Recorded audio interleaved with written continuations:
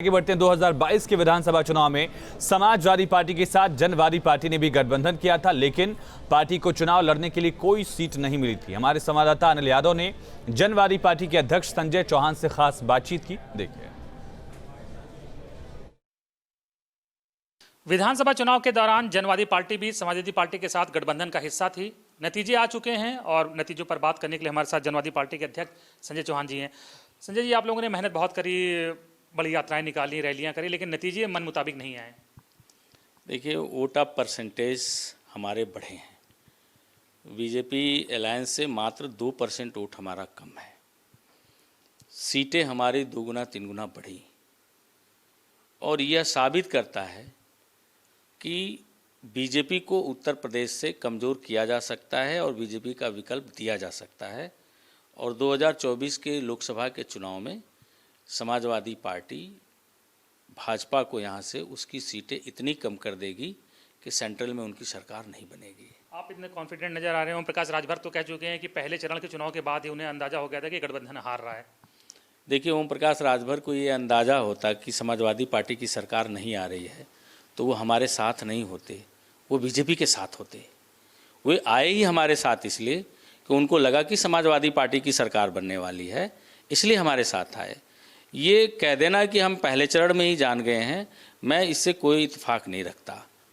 तो कुछ सीट मिलेगी जनवादी पार्टी को लोकसभा चुनाव में? बिल्कुल मिलेगी और अच्छी सीटें मिलेगी जनवादी पार्टी को। और हम लोग उत्तर प्रदेश से भाजपा को 2024 में एक अच्छी शिकस्त देंगे और अच्छी संख्या में अब समाजवादी पार्टी और हमारे गठबंधन के सांसद बनेंगे। बिल्कुल। तो संजय चौहान जी का साफ कहना है कि गठबंधन अभी बरकरार रहेगा और उन्हें उम्मीद है कि विधानसभा चुनाव में जो नतीजे नहीं आए हैं उससे बेहतर नतीजे लोकसभा के चुनाव में गठबंधन के आएंगे। वीडियो एजेंसी बगड़ा के साथ अनिल यादव, न्यूज़ स्टेट, लखनऊ। 2017 में गोरखपुर के बीआरडी मेडिकल कॉलेज में हुई बच्चों की मौत के बाद चर्चा में आए डॉक्टर कफील को समाजवादी पार्टी ने कुशीनगर से एमएलसी पद का उम्मीदवार बनाया है। डॉक्टरी पेशे से अब राजनीति में आए कफील खान का कहना है कि वो अखिलेश यादव को अपनी खिताब देने के लिए गए थे, तभी अखिलेश ने उनको एमएलसी चुनाव लड़ने का ऑफर दे दिया, जिससे वो मना नहीं कर सके। 5 साल में जो है बहुत लाइफ ने अप डाउन दिखाए हैं और मुझे लगता है कि ये जीवन का नया टर्न है। मैं तो कल अखिलेश जी को, अध्यक्ष जी को खिताब देने आया था और उन्होंने ये ऑफर दे दिया, मैं मना नहीं कर सका। 5 राज्यों में हुए विधानसभा चुनाव में कांग्रेस औंधे मुंह गिर गई। चुनावी इतिहास में कांग्रेस की सबसे बड़ी हार है। कांग्रेस नेतृत्व ने इस पर बड़ी कार्रवाई भी की और 5 राज्यों के प्रदेश अध्यक्षों से इस्तीफा मांग लिया। कांग्रेस की अध्यक्षा सोनिया गांधी ने इस उनके निर्देश के कुछ ही देर बाद ही दरअसल उत्तराखंड कांग्रेस कमेटी के अध्यक्ष गणेश गोदियाल और यूपी कांग्रेस कमेटी के अध्यक्ष अजय कुमार लल्लू ने हार की नैतिक जिम्मेदारी ली और अपने पद से इस्तीफा दे दिया, जिस पर केंद्रीय मंत्री मुख्तार अब्बास नकवी ने अपनी प्रतिक्रिया दी। नकवी ने कहा कि कांग्रेस ने अपना मैसेज ठीक करने के बजाय मैसेंजर को ही हटा दिया। अब जब आप मैसेज को ठीक करने के बजाय मैसेंजर को ठोकेंगे तो इसी को कहते हैं परिवार की पार्टी का प्रोटोकॉल।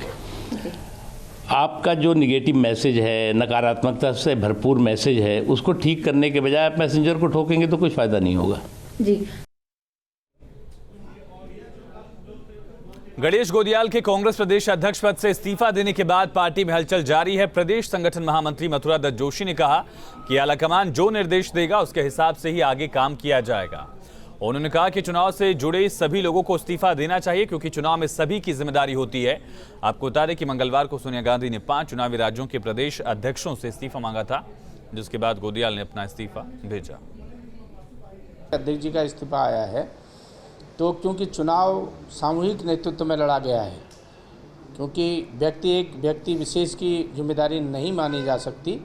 हमारा मानना यह है कि सारे लोगों ने, जो भी लोग चुनाव से प्रत्यक्ष और अप्रत्यक्ष रूप से जुड़े थे, मैं समझता हूं सबको त्यागपत्र देना चाहिए और हाईकमान को निवेदन करना चाहिए कि भाई जिस तरीके से वो चाहें उस तरह से पार्टी की ओवरऑलिंग करें या पार्टी को नेतृत्व दें या प्रदेश अध्यक्ष जी को दोबारा मौका दें। गोदियाल जी को जितना मौका मिलना चाहिए था वो मौका नहीं मिला है।